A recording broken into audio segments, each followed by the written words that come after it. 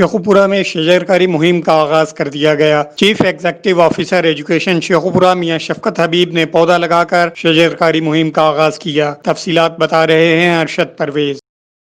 Chief executive officer تعلیم شیخوپورہ میاں شفقت حبیب نے پودا لگا کر شجرکاری مہم کا آغاز کر دیا۔ درخت لگانا صدقہ جاریہ ہے اور یہ ملک کی معیشت میں اضافے کا بھی سبب بنتے ہیں۔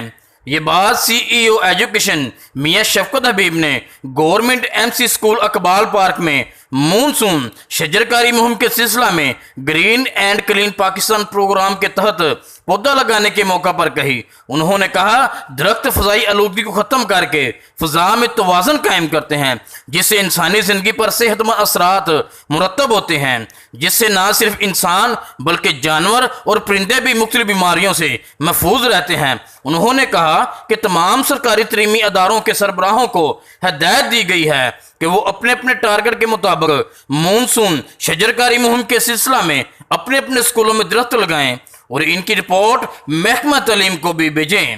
ٹارگٹ پورا نہ کرنے والے سربراہوں کے خلاف کارروائی کی جائے گی۔ اس موقع پر chief warden civil defence Chaudhry Muhammad Ilyas Gujjar اور اسکول کے سربراہ میاں محمد شفیق طاہر بھی موجود تھے۔